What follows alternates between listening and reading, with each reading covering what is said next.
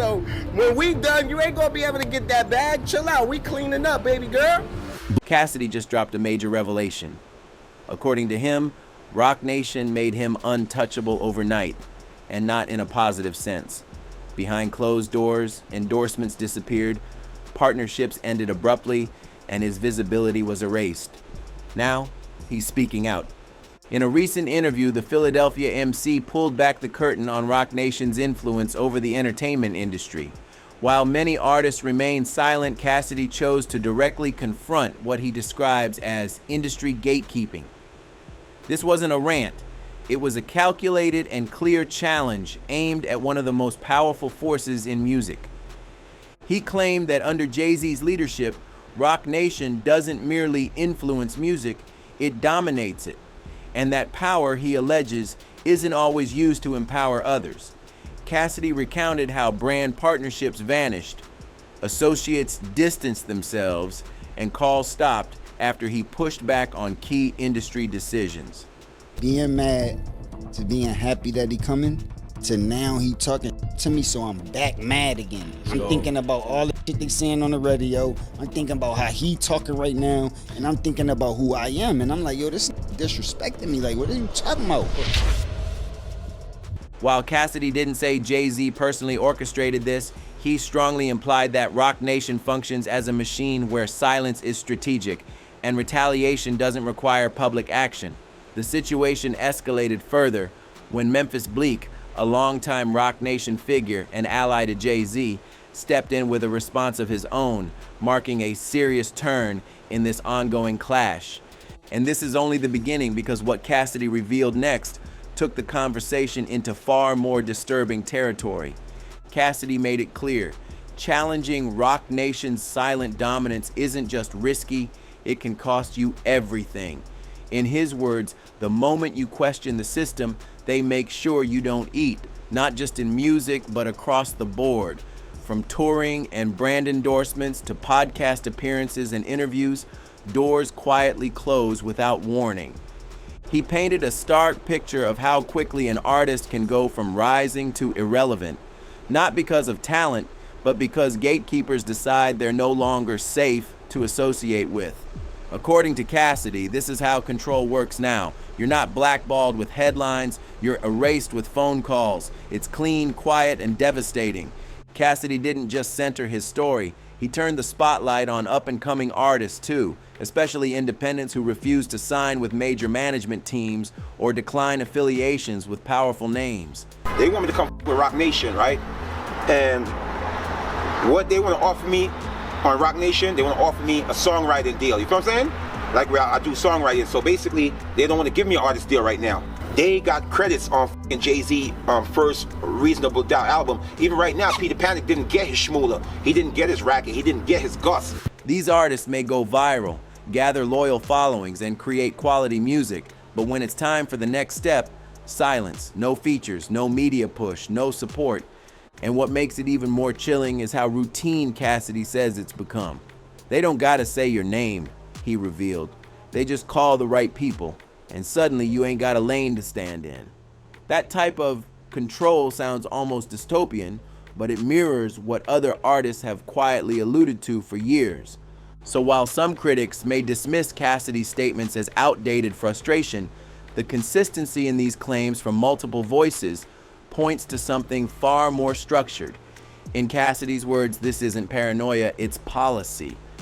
And once you start hearing it from others, the industry silence starts to sound like a very deliberate kind of noise. It begins to resemble a systematic formula, a quiet, calculated strategy designed to punish those who refuse to fall in line. The industry silence isn't just about coincidence anymore. It looks more like enforcement. Let's walk through the pattern step by step, starting with Gilly Da Kid. Before his podcast success, Gilly was known as one of the sharpest lyricists to come out of Philadelphia. Back in the early 2000s, his group Major Figures caught the attention of Rockefeller. A deal was offered, but there was a problem. According to Gilly, the terms were insulting. 7 members were offered just 12 points on the contract. That kind of split meant they'd have to sell an astronomical number of records just to make real money. Gilly refused. He stood his ground. But that's when things got hostile. His cousin Wallow later claimed that Jay-Z took the rejection personally, reportedly saying, "I'ma make it hard for you." They wanted to give me $350 with a $75,000 signing bonus. And I was like, nah, they didn't want it. And he like, yo, you know what $75,000 could do for you? While Cassidy never called out Jilly directly, the parallels are impossible to ignore. Stand up to Roc Nation or refuse a deal, and you don't just get a cold shoulder, you get locked out. Calls stop, meetings get canceled, opportunities dry up, and it doesn't end there. Take Tory Lanez. He's another artist who allegedly rejected a Roc Nation offer. He didn't stop there. He went public, accusing the company of cultural theft. Soon after, the Megan Thee Stallion incident exploded. But even before any verdict or resolution, the backlash against Tory was rapid and severe. His music was pulled from major playlists. His song saw a sudden drop in visibility, and radio airplay disappeared almost overnight. The swiftness of it all, it wasn't just a public response, it felt internal, controlled, deliberate. Whether one believes he was innocent or guilty, the industry's reaction wasn't based on evidence, it was based on affiliation. And once again, a name outside Roc Nation found themselves iced out. This isn't just a trend, it's a clear-cut pattern. Refuse, resist, or call out Roc Nation, and the response isn't loud. It's deadly quiet. Every new story builds on the same blueprint. Refuse to play the game with Roc Nation, and the response isn't noise, it's erasure. Take Nicki Minaj, for example. During a rough patch in her label situation, Roc Nation stepped in, offering her a deal through Tidal and the promise of elevated branding. But Nicki trusted her instincts and walked away from the deal. She didn't like the energy. She sensed the direction things were going and left before it got too complicated. In doing so, she retained her independence, but also distanced herself from a powerful machine. Then there's Lil Wayne. Jay-Z like the nicest, what? He like the nicest where? Like, he like him? He like, this nicer than who? He ain't nicer than my niggas. You ain't just heard my niggas that I had on the radio? His history with Roc Nation is even more layered. He's reportedly declined multiple offers from the label over the years. But the moment that raised eyebrows came during the 2024 Super Bowl in New Orleans, Wayne City. The world expected him to headline. It was his hometown, his legacy, his people. Yet when the lights came on, it wasn't Wayne. It was Kendrick Lamar, Drake's longtime rival, center stage. Who helped produce that show? Roc Nation. Now maybe it was business, maybe it was about market appeal, but to many it felt calculated, especially since Wayne had remained independent, repeatedly declining to link up with Roc Nation. Once again, an artist who didn't sign found himself on the outside of a major moment. La Russell has echoed the same narrative. The rising Bay Area artist claims Roc Nation came to him with a glossy offer that looked good on the surface, but was, in his words, a low ball with shiny lights. He didn't just turn it down, he went public, sharing exactly why he walked away. Another artist preserving independence but risking connections in the process. Then there's OG Product and Justice Penn. OG Product says Roc Nation passed on him because they couldn't control his message. Meanwhile, Justice Penn, a name tied to songwriting royalty, claims that contributors to Reasonable Doubt, Jay-Z's debut classic, were never fairly compensated. One artist even alleged that Roc Nation took full control of a track without honoring proper credits or splits. If I would have signed this $15K, would you have told me you made a mistake? And then you made a $750,000 mistake? I don't want to do business with who make mistakes that big. You gonna my business up. Right. These stories, separated by time and genre, all point in the same direction. Roc Nation, for all its influence, seems to demand more than just music. It demands silence, loyalty, and alignment. And for those who say no, the response isn't immediate scandal, it's quiet exile. Control, real, unchecked control, isn't always loud. At Roc Nation, it's precise, subtle, strategic.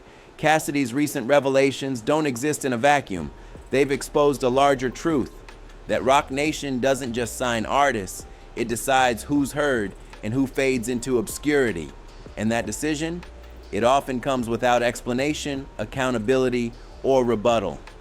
If you're in, the machine moves for you. If you're out, it moves past you without a glance. This isn't about bad contracts or unfair splits anymore. It's about a silent monopoly on visibility. The kind of power that dictates who headlines a festival, who lands a late-night performance, who gets a commercial, and who vanishes after going viral. It's about silence as a weapon and erasure as a strategy. What's telling is how Roc Nation has responded, not with lawsuits, not with denials, but with curated calm.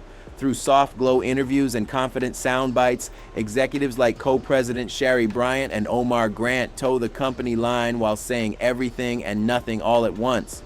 In one interview, Grant explained their artist selection process in simple terms. We sign off gut. At face value, it sounds fair, subjective, even artistic. But Cassidy highlighted the truth beneath the surface. Gut is a vague shield, one that allows for rejection without accountability. It lets an executive say no without ever having to say why. Didn't get the call back? Not our fit.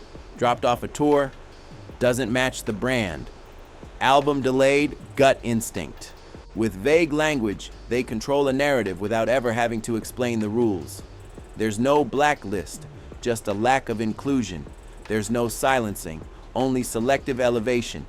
And with their influence spanning everything from DSP playlists and halftime shows to podcast appearances and streaming banners, Roc Nation doesn't have to say anything at all to speak volumes. So when Cassidy warned that silence isn't just a byproduct of the industry, but an active mechanism, he was describing the very infrastructure that artists walk into every day without realizing what they're giving up. Because once the machine stops moving for you, it rarely turns back. A Roc Nation cosign doesn't just boost careers, it molds the landscape. So when Cassidy claims he was locked out and Roc Nation responds with a casual, "We just didn't feel it," the subtext rings louder than the words. What they're really communicating is simple. We own the gate, and only we decide who walks through it. That's a level of influence few will openly admit exists, but everyone in the game silently acknowledges. Once Cassidy named names and drew a direct line to Jay-Z, the response was inevitable.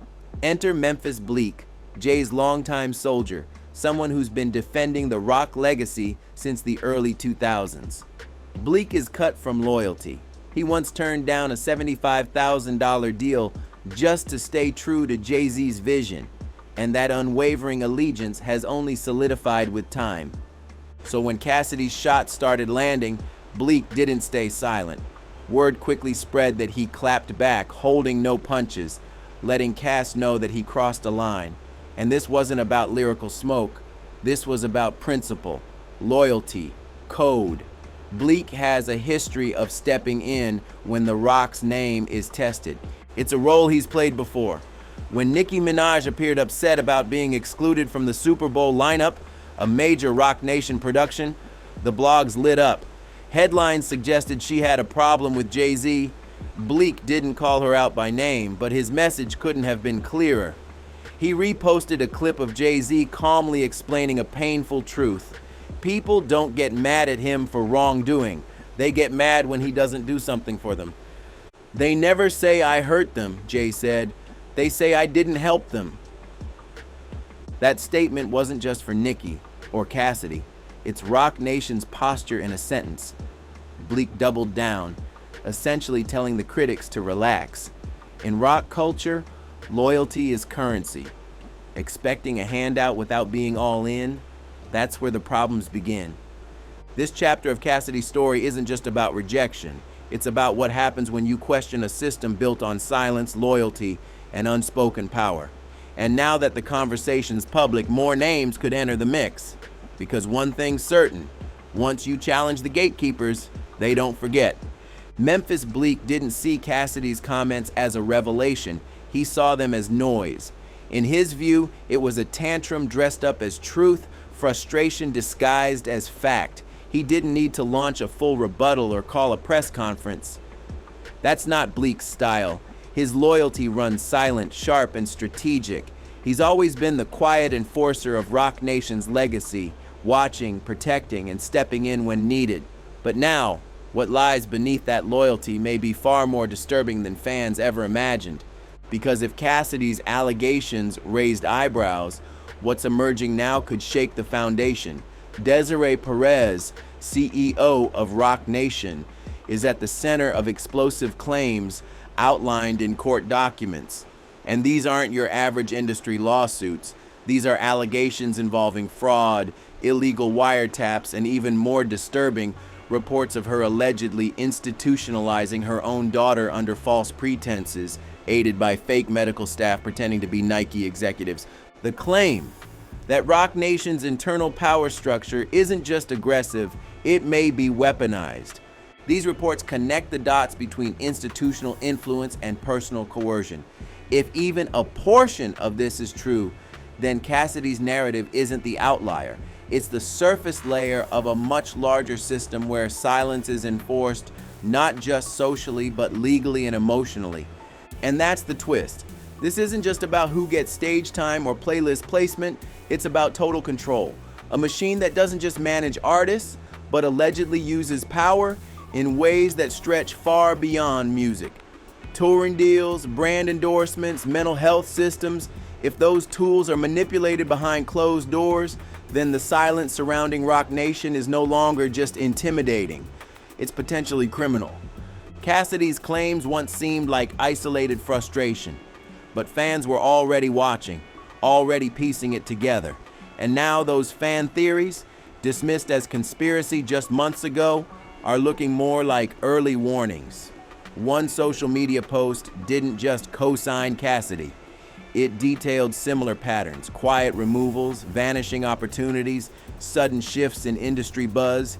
If those voices start lining up with legal documents and artist confessions, then Roc Nation's playbook may soon be wide open, and the silence surrounding it finally broken. At first glance, some of this may seem like just another internet rabbit hole, but when fan speculation begins to echo actual artist experiences, the line between theory and reality starts to blur. What began with Cassidy's blunt claims now feels like the beginning of a broader reckoning. From Nicki Minaj's quiet exits to artists like La Russell, Tory Lanez, and Jilly hinting at invisible forces behind their industry struggles, one truth keeps resurfacing. Something deeper is happening behind the polished facade of Roc Nation. The silence from the top, especially from names like Jay-Z, Desiree Perez, and the company's leadership, only adds to the noise. No formal denials, no public clarifications, just that strategic stillness while former insiders and disillusioned artists keep dropping fragments of a much larger story. And now, with reports of another Roc Nation affiliate preparing to speak out and more names beginning to circulate, it's clear this isn't ending anytime soon. The narrative is spreading beyond hip-hop circles, into pop, R&B, and even business spaces. Questions are now being asked in boardrooms, not just fan forums. The idea that this isn't about music but about loyalty, silence, and control, it's not just resonating, it's sticking. So now the question isn't what if, the question is who's next? How many more stories have been buried under contract, silence, and pressure to conform? And who has the courage to tell them? If you've been watching closely, you know this story is only just beginning. Drop your thoughts in the comments. Who do you think will speak up next? Hit that like button, subscribe, and tap the notification bell, because what's coming next might change everything you thought you knew.